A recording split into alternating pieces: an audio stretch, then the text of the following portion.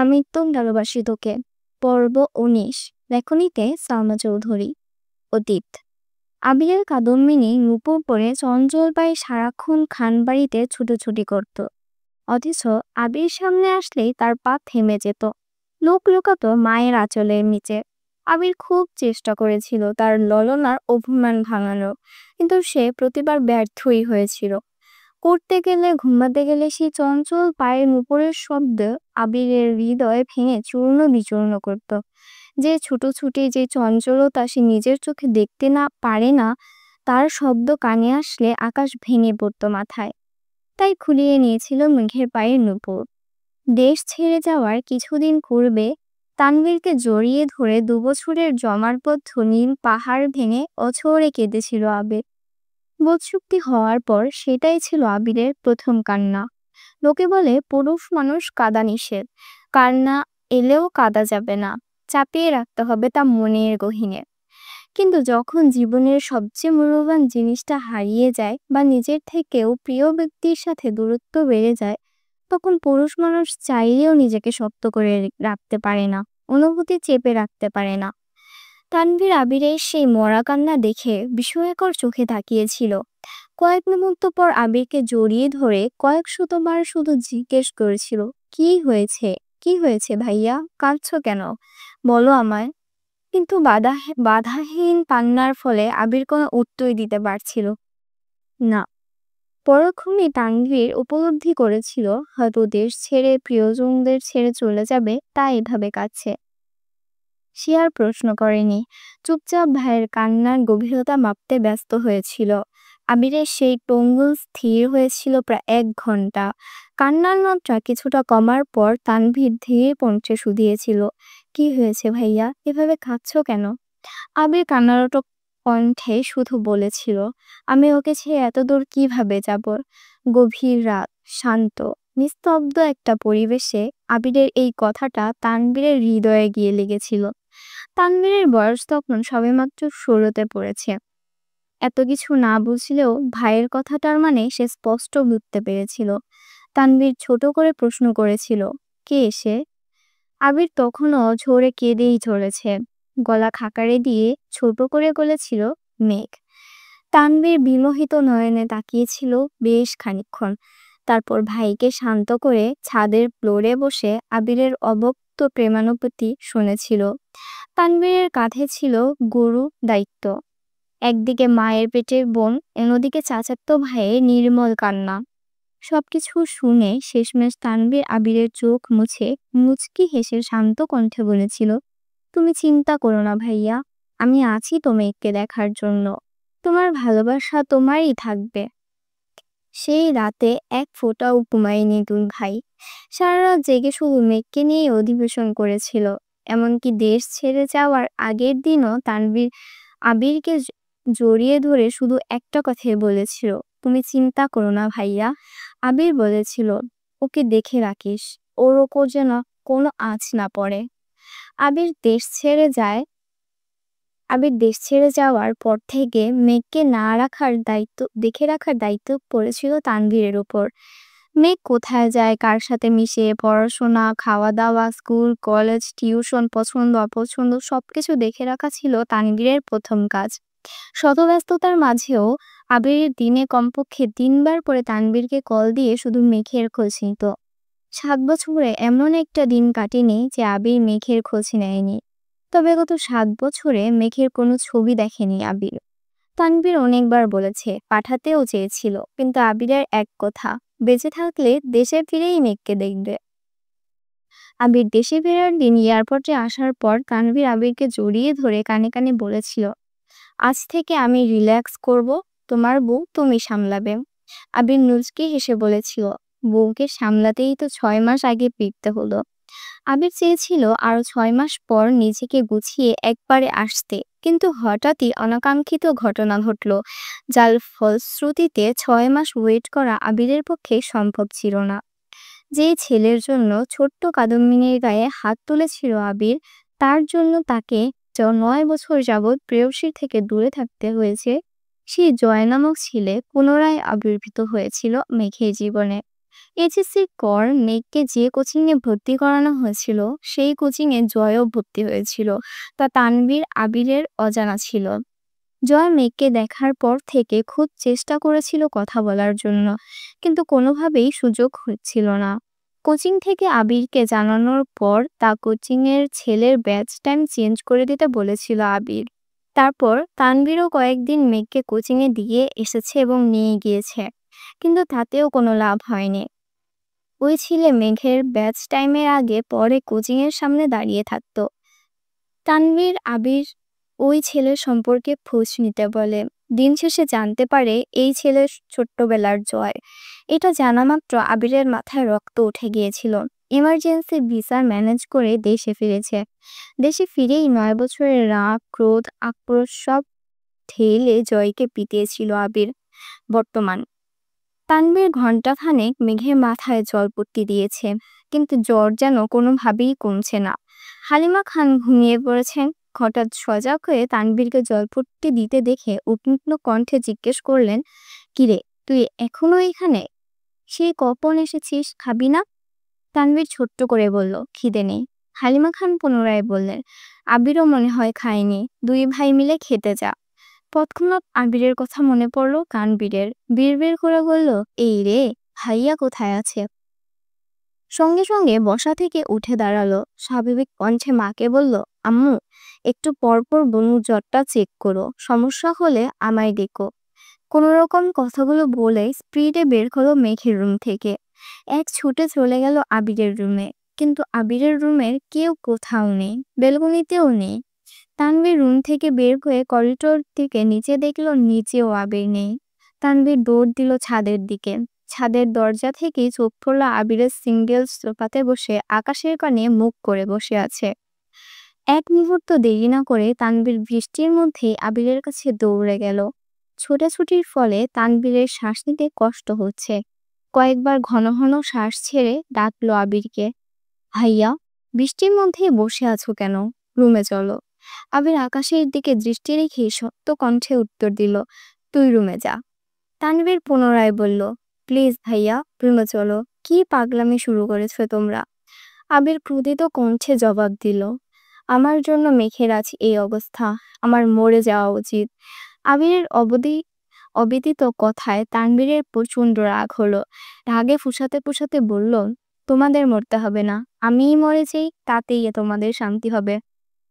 আবির ধমকে সরে বলল, তানভীর। তানভীর ধীর কণ্ঠে বলল, আমাকে ধমকাচ্ছ কেন? বনু না হয় অবুঝ, পাগলামি করে ফেলেছে, তাই বলে তুমি কেন পাগলামি করছো ভাইয়া? তোমার কি এমন কাজ করা মানাচ্ছে? একটু থেমে রাশভারী কণ্ঠে পুনরায় বলল, রাকিব ভাইয়া তোমার অবস্থা থেকে ভয় পেয়ে আমায় কল দিয়েছিল। তুমি যদি স্ট্রং না থাকো তাহলে মেঘকে কে সামলাবে বলো? তুমি তো জানোই ভাইয়া, আমার জীবনে মেঘ আর তুমি সবচেয়ে কাছের মানুষ। তোমার বা মেঘের কিছু হলে আমি বাঁচতে পারবো না। প্লিজ পাগলামি করো না, রুমে চলে। প্রথম কথাগুলো শক্ত হলেও শেষের কথাগুলো বলার সময় তানভীরের গলা ভিজে আসছিল। আবির যেন বিগ্রহের ন্যায় বসে আছে। তানভীর বেশ কিছুক্ষণ শান্ত কণ্ঠে আবিরকে বুঝিয়ে রুমে নিয়ে গেছে। আবিরকে শাওয়ার নিতে ঢুকিয়ে তানভীরও নিজের রুমে গিয়ে ফ্রেশ হয়ে এসেছে। আবিরের মুখোমুখি তানভীর বসেছে। ছাদে অন্ধকার থাকার কারণে আবিরের অভিব্যক্তি বোঝা যায়নি। আবিরের চোখ মুখ ফুলে আছে, দেখে বোঝাই যাচ্ছে বেশ খানিকটা সময় কেঁদেছে, তার উপর বৃষ্টি। এখনো চোখ টকটকে লাল হয়ে আছে। তানভীর আবিরের হাতটা সামনে এনে এপাশ ওপাশ ঘুরিয়ে দেখল। হাতের অবস্থা খুব খারাপ। তানভীর ওষুধের বক্স থেকে একটা মলম বের করে অল্প অল্প করে লাগিয়ে দিচ্ছে। আবির দাঁতে দাঁত চেপে তা সহ্য করছে। গত 1 ঘন্টা যাবৎ আবিরকে বুঝিয়ে তানভীর রুমে এসেছে। এখন কোনোভাবেই রিয়াক্ট করা যাবে না। তানভীর যথেষ্ট শান্ত আর হাস্যোজ্জ্বল একটা ছেলে, তবে রাগ উঠলে কেমন যেন গম্ভীর হয়ে যায়। আবিরের হাতে মলম লাগিয়ে তানভীর আস্তে করে বলল, ব্যান্ডেজ করে দেব ভাইয়া? আবির স্বাভাবিক কণ্ঠে জবাব দিল, ব্যান্ডেজ লাগবে না, খোলা থাকলে তাড়াতাড়ি ঠিক হয়ে যাবে। তানভীর স্বাভাবিক কণ্ঠে বলল, ভাইয়া খাবে না? আবির গম্ভীর কণ্ঠে উত্তর দিল, না। তানভীর কোমর সরে বলল, প্লিজ ভাইয়া, চলো না খেতে যাই। আবির নীরব কণ্ঠে জানালো, আমি খাবো না বললাম তো, তুই খেয়ে নে। তানভীর বুঝতে পারলো ভাইকে জোর করে লাভ হবে না, তাই চুপচাপ রুম থেকে বেরিয়ে চলে গেল। আবির বাকি রাতটা বেলকনিতে দাঁড়িয়ে ধীরে ধীরে ভারী বর্ষণ পড়েছে। সেই দেখে দেখে আবির এই রাতটাও কাটিয়ে দিল। ঝিরিঝিরি বৃষ্টি এক সময় কমেছে। ফজরের নামাজ পড়ার জন্য আবির বাসা থেকে বের হয়ে গেছে, ঘন্টা দুয়েক পর ফিরেছে। প্রতিদিন সকালবেলা নিচে রান্না আর পেপার পড়ার ধুম লাগলেও আজ ড্রয়িং রুম সম্পূর্ণ ফাঁকা। আবির দীর্ঘ পায়ে সিঁড়িতে উঠল। মেঘের রুমে সবাই হুমড়ি খেয়ে পড়েছে। আলী আহমদ খান, মোজাম্মেল খান, ইকবাল খান থেকে শুরু করে বাড়ির তিন পড়তি, এমনকি মিম আর আদি আর তানভীরও উপস্থিত সেখানে। মেঘ শঙ্কিত হয়ে রইল। সবাই যেন একজোটে মেঘের ওপর হামলা চালাচ্ছে। মেঘ সবার দিকে তাকাচ্ছে বারবার শুধু। মোজাম্মেল খান রাগান্বিত কণ্ঠে প্রশ্ন করলেন, বৃষ্টিতে ভিজতে গেছিলি কেন? বৃষ্টিতে ভিজলে যে জ্বর উঠবে সেই বোধশক্তি কি এখনো হয়নি তোর? ইকবাল খান আর মোজাম্মেল খানকে শান্ত করতে ব্যস্ত। এর মধ্যে আলী আহমদ খান ধীর কণ্ঠে বলে উঠলেন, এখন কি 1 মিনিট নষ্ট করা একটা দিন নষ্ট করার সময়? ইচ্ছাকৃত জ্বর বাঁধানো কি ঠিক হয়েছে তোমার? কথাটা শান্ত স্বরে বললেও এই কথাটার অভিপ্রায় অষ্টাদীর বোধগম্য হলো। মালিহা খান, আকিমা খান যেন একজোটে বিলাপ শুরু করেছে। যে যার মতো প্রশ্ন করেছে, কোথা থেকে ভিজে আসছিস, কখন গেছিলি, ভিজলি কেন, আরো কত কত প্রশ্ন। মেঘ শুধু নির্বাক চোখে তাকিয়ে আছে। সে কি করে বলবে আবির ভাই অন্য মেয়ের প্রতি কনসার্ট, এটা সহ্য না করতে পেরে মেঘ এমনটা করেছে। হালিমা খান কোমল কণ্ঠে বললেন, তোর জন্য খাবার নিয়ে আসি মা, অল্প খেয়ে নে প্লিজ। মেঘ সবার ওপর রাগ যেন মায়ের ওপর ঝাড়ল। কাপা কাপা গলায় চিৎকার দিয়ে বলল, বললাম তো খাবো না, তাতে তেতো লাগে সবকিছু। কথাটা ঠিকমতো শেষও করতে পারল না। আবির হাজির হলো রুমে। মেঘের দৃষ্টি আবিরের দিকে পড়তেই হঠাৎ কম্বল টানলো কপাল পর্যন্ত। আবির গম্ভীর কণ্ঠে বলল, এখানে এত ভিড় করার মতো কি হয়েছে? অসুস্থ রোগী দেখতে এসেছো, দেখে চুপচাপ চলে যাবে। রোগীকে এত প্রশ্ন করছো কেন? ডাক্তার বলেছে ওকে কোনো প্রকার চাপ দিতে না, অনুগ্রহ করে ওকে একটু শান্তিতে থাকতে দাও। একদমই কথাগুলো বলল আবির। ইকবাল খান ভাতিজার রাগ বুঝতে পেরে শান্ত কণ্ঠে বললেন, না মানে মেঘ জেনে বুঝে বৃষ্টিতে কেন ভিজেছে এটাই সবাই জিজ্ঞেস করছিল, আর কিছু না।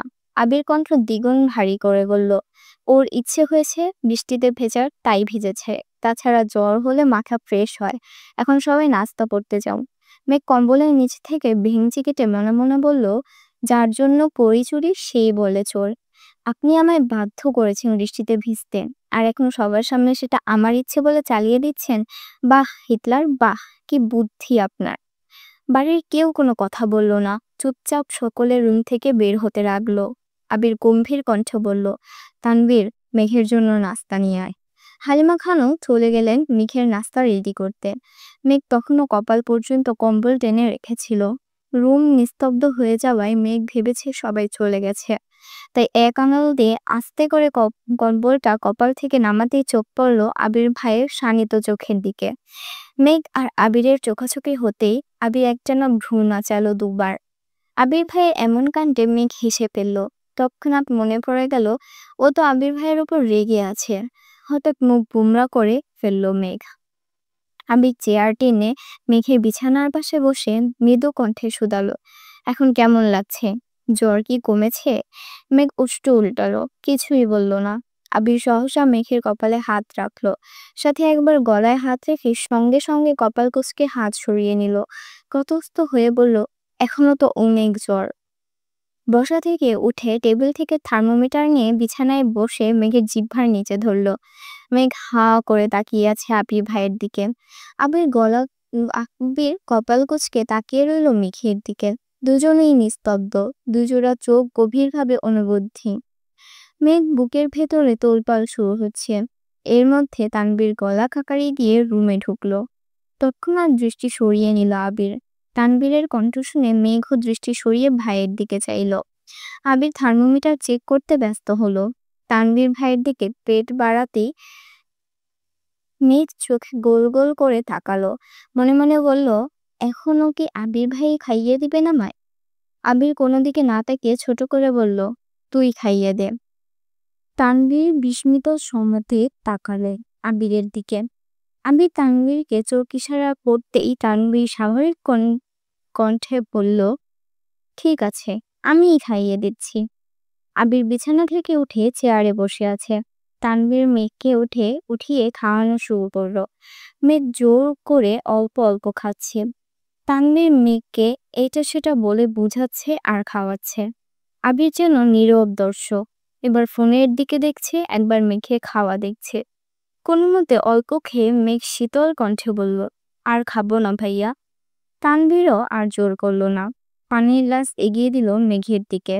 খাওয়া শেষে পানির গ্লাস টেবিলে রাখতে রাখতে তানভীর বলে উঠল, ভাইয়া, বনুকে ওষুধগুলো খাইয়ে দাও প্লিজ, আমি নিচে যাচ্ছি, খুব ক্ষুধা লাগছে। তানভীর রুম থেকে বেরিয়ে নিচে চলে গেছে। আবির ফোন পকেটে রেখে টেবিলের থেকে ওষুধ রেডি করে মেঘকে এগিয়ে দিল। মেঘও মাথা নিচু করে ওষুধগুলো খেয়ে ফেলল। আবির নিরটেশ কণ্ঠে বলল, সাবধানে থাকিস। আবির চলে যেতে নিলে মেঘ আবিরের ডান হাত আঁকড়ে ধরে। সহসা আবির ব্যথায় উফ করে উঠল। মেঘ সঙ্গে সঙ্গে হাত ছেড়ে দিল। মেঘ ভেবেছে আবির ভাই হয়তো বিরক্ত হয়েছে মেঘের ছোঁয়াতে। হঠাৎ মেঘের মনটা খারাপ হয়ে গেল। কাঁদো কাঁদো কণ্ঠে মেঘ বলল, আমি মরে গেলে আপনি। এইটুকু বলতেই আবির অগ্নি দৃষ্টিতে চাইল অংশটাদির দিকে। মেঘ কথা সম্পূর্ণ করতে পারল না। আবির রাগান্বিত কণ্ঠে বলল, চুপ। আবির দাঁতে দাঁত চেপে পুনরায় বলল, আর 15 দিন যদি তোর মুখে এই কথা শুনি তাহলে ওই দিনই তোকে মেরে বুড়িগঙ্গায় ফেলে দিয়ে আসবো। মেঘের ছোট্ট হৃদয়টা আবির ভাইয়ের কথায় আবারও চূর্ণ বিচূর্ণ হলো। একটু নম্র স্বরেও তো বলতে পারতেন, তা না, মেরে ফেলবেন। মেঘের অক্ষেপট ভিজে আসছে, চিবুক নামিয়ে বিড়বিড় করে বলল, এই বাড়ির কেউ আমায় ভালোবাসে না, সবাই শুধু বকে। সবার রাগ ঝগড়ার একমাত্র জায়গা আমি। কেউ কেউ তো আবার গায়েও হাত তুলেন। শেষ কথাটা বলে আবিরের দিকে তাকালো। পল্লব ঝাপটাতেই গাল বেয়ে অশ্রু বেরিয়ে করল। আবির অষ্টদের মুখের পানে চেয়ে মনে মনে বলল, এই কেউটা তোকে ইচ্ছাকৃত মারতে চায়নি। এটা কি করে বুঝাবো তোকে? এই কেউটা যে নিজের থেকেও বেশি তোকে ভালোবাসে। তোকে মারার সাধ্য কি তার আছে? আমি পারছি না তোকে বুকে জড়িয়ে চিৎকার করে বলতে যে তুই আমার সব কিছু, তোকে ছাড়া আমি নিঃস্ব। আবির বিছানার পাশে বসে গলা খাকারি দিয়ে তপ্ত সুরে বলল, তুই হয়তো জানিস না, কারো অলিফিটি কাব্য তুই, কারো স্বস্তির নিঃশ্বাস নেওয়ার কারণ তুই। তোর ডাবর ডাবর চোখের চাউনিতে কারো বিনাশ নিশ্চিত। তোর অনাদেয় কর্মকাণ্ডে খুব শীঘ্রই মস্তিষ্কের রক্তক্ষরণ ঘটানোর কারণ হবে। সময় থাকতে সাবধান হয়ে যা মেঘ। মেঘ বিস্ময়কর দৃষ্টিতে তাকিয়ে রইল। জ্বরের ঘোরে কথাগুলো মানে বুঝল কিনা কে জানে। মেঘ কণ্ঠ খাতে নামিয়ে বলল, কার? আবির দীর্ঘশ্বাস ফেলে প্রখর স্বরে বলল, তোর বাবা মায়ের। নিজের মনের ভাব চাচ্চু আর মামনের ওপর চাপিয়ে দিতে বাধ্য হলো আবির। মেঘ অক্ষি পল্লব ঝাপটে বৃহৎ নয়নে চেয়ে আছে আবিরের দিকে। আবির ঠান্ডা কণ্ঠে বলল, আর কার ভালোবাসা প্রয়োজন তোর? আমার আব্বু যেখানে আমার প্রয়োজনের স্বাদ বাহিয়ে কারোর সাথে কথা বলে না, সেখানে তোর ইচ্ছে অনিচ্ছা নিয়ে ভাবেন। আমরাও ভালোবাসা আশা করি আমার তোকে বুঝাতে হবে না। কাকামুনি কাকিয়া তো ওদের সন্তানের থেকেও তোকে বেশি আদর করে। চাচ্চু আর মামুনের কথা কি বলবো তোকে? চাচ্চু আর মামুনি খুব শখ ছিল একটা মেয়ে বাবুর। তো জন্মের পর দুজন খুশিতে এত কান্না করেছে যে এলাকার মানুষ ভেবেছিল এই বাড়িতে কেউ মারা গেছে। তানভীরের জীবনে বাবা মায়ের পরেই তোর অবস্থান। মিম আদি তো তোর রক্তেরই ভক্ত। খানবাড়িতে তোর যতটুকু অগ্রাধিকার তা আমাদের কারও নেই। আর কার ভালোবাসা চাস? একসাথে কথাগুলো বলে আবির থামল। তারপর দীর্ঘশ্বাস ছেড়ে বলল, উল্টাপাল্টা কথা ভেবে নিজেকে কষ্ট দেওয়া বোকামি ছাড়া আর কিছুই না। মেঘ ডাগর ডাগর চোখে তাকিয়ে নিশ্চিত কণ্ঠে শুধাল, আপনার কথা বললেন না কেন? মেঘের প্রশ্ন শুনে আবির ডুব গিলে কপাল পিচকাল। তারপর শক্ত কণ্ঠে বলল, তোর এখন রেস্ট নেওয়া প্রয়োজন। আবির চেয়ার থেকে উঠতে নিলে মেঘ আবিরের ডান হাতে 2 আঙ্গুল আঁকড়ে ধরে। সঙ্গে সঙ্গে আবির দাঁতে দাঁত চেপে চোখ বন্ধ করে গেলে। মেঘ সহসা আবিরের হাতের দিকে চাইল। আবিরের কাটা হাতের অংশে চাপ পড়ায় রক্ত বের হচ্ছে।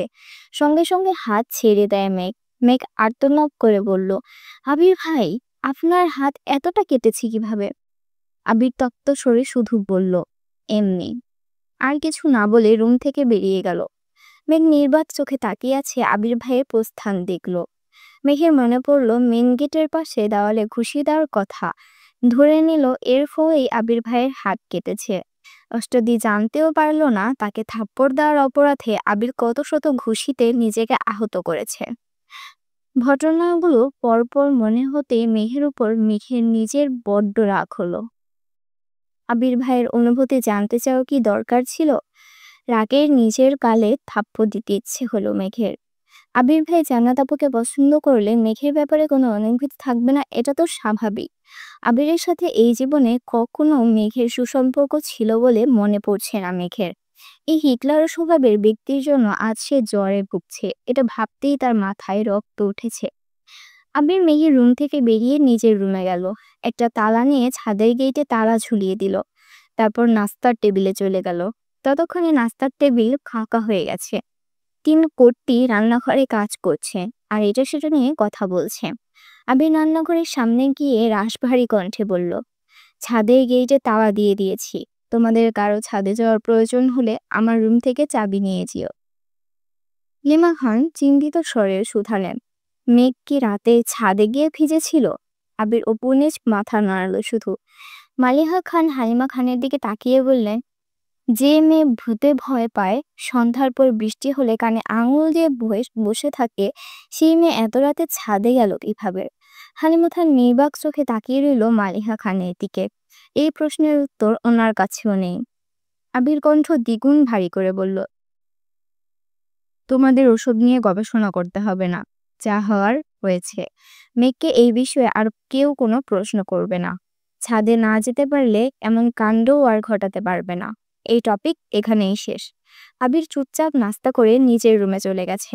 তানভীর সারাদিন কাটলো চায়ের পর চা খেতে খেতে। আবিরের জন্য ঘণ্টাখানেক তানভীরকেও বৃষ্টিতে ভিজতে হয়েছিল। চাল বড়সড় গলা ব্যথা সর্দির উপক্রম হয়েছে। বিকেলে আবার এমপির সম্মেলনে যেতে হবে, তাই চা কফি খেয়ে গলা ঠিক রাখছে। দুপুরে খাবার খেয়ে বেরিয়ে পড়েছে সম্মেলনের উদ্দেশ্যে। আবির সারাদিনেও রুম থেকে বের হলো না।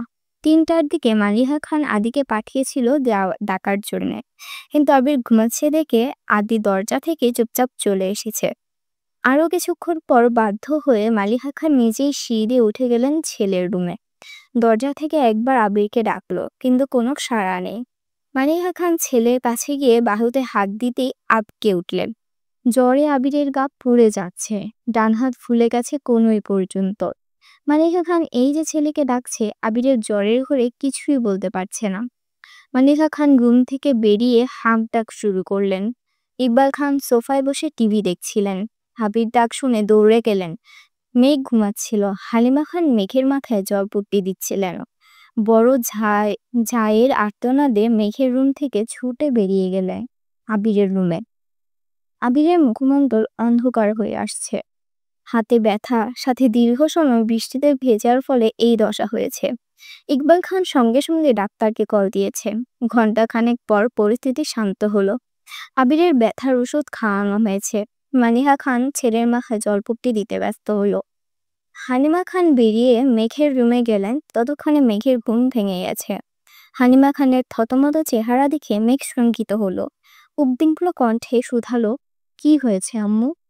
হালিমা খান মেয়ের কাছে বসতে বসতে বললেন, তোরা ৩ ভাই বোন মিলে কি শুরু করেছিস বলতো? মেঘ স্বাভাবিক কণ্ঠে বলল, কেন, কি হয়েছে? হালিমা খান তপ্ত স্বরে বললেন, এদিকে তোর অবস্থা খারাপ, ওদিকে তানভীরের লাগছে সর্দি। সকাল থেকে চা কফি খেতে খেতে কিছুক্ষণ আগে বের হলো, এখন আবার আবিরের। মেঘ আবকে উঠে প্রশ্ন করলো, কি হয়েছে আবির ভাইয়ের? হালিমা খান কোমল কণ্ঠে বলা শুরু করলেন, কাল রাত থেকেই তো ছেলেটা দৌড়ের উপর, বৃষ্টিতে ভিজে অফিস থেকে আসছে, তার ওপর ছাদ থেকে তোকে এনে রুমে আনছে। ডাক্তার আনতে গেছে, আবার ডাক্তারকে ওষুধ দিয়ে আসতে গেছেন। কিভাবে যেন হাত কাটছে, সেই হাত উলে ব্যথায় এখন জ্বর উঠে গেছে। জ্বরে চোখ খুলতে পারছে না ছেলেটা। মেঘ মায়ের দিকে তাকিয়ে ড্যাব ড্যাব করে তাকিয়ে আছে আর মনে মনে ভাবছে, আবির ভাই আমার জন্য এত কিছু করেছে।